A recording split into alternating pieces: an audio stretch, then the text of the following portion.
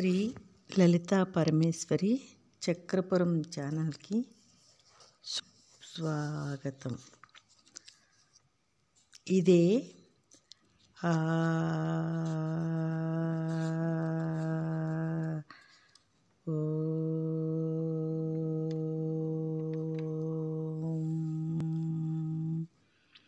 భగవద్గీత.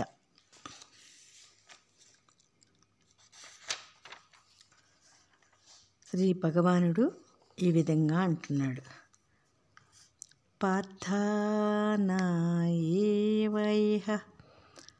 అముత్ర వినాశః తస్య న విద్యతే హి కళ్యాణకృత్ కచిత్ దుర్గతిం తాత గచ్చతి. అర్జున, యోగభ్రష్టుడు ఈ లోకమును అనుభవించినందువల్ల నాశనం ఏమీ లేదు, ఇహలోక భోగములను అనుభవించినందువల్ల నరకానికి కూడా పోడు. యోగభ్రష్టుడై ఇహలోక భోగమును విడిచినందువలన హాని కూడా ఏమీ ఉండదు.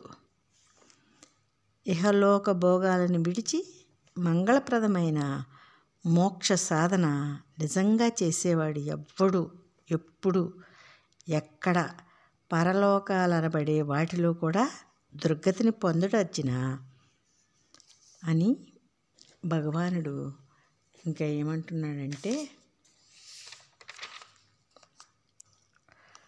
ప్రాప్య పుణ్యకృతాం లోకాన్ ఉషిత్వా శాశ్వతః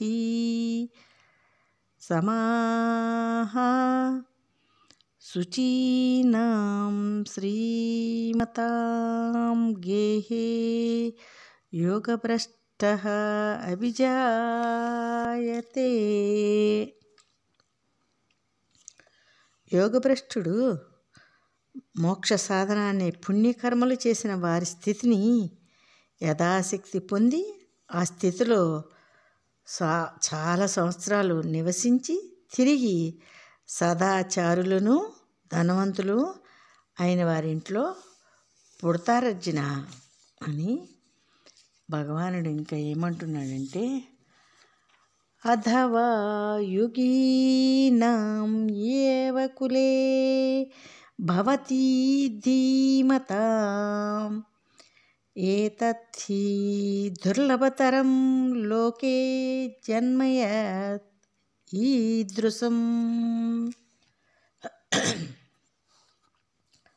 అలా కాక శ్రద్ధతో దేహపతనం వరకు సరి అయిన పద్ధతిలో సాధన చేస్తూ దేహపతనం వలన భ్రష్టుడైతే జ్ఞానులు సాధన కర్మను సద్బుద్ధితో ఆచరించేవారు అయిన వారి ఇంట్లో పుడతారర్జున.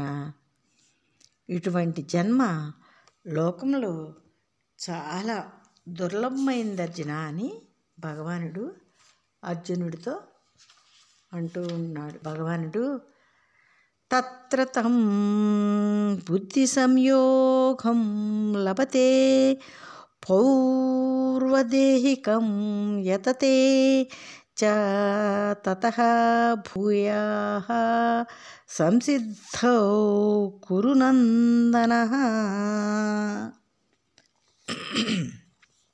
అర్జున, ఆ జన్మలో పూర్వజన్మలో సాధన చేసిన మోక్ష సాధన బుద్ధిని జ్ఞానాన్ని పొందుతాడు.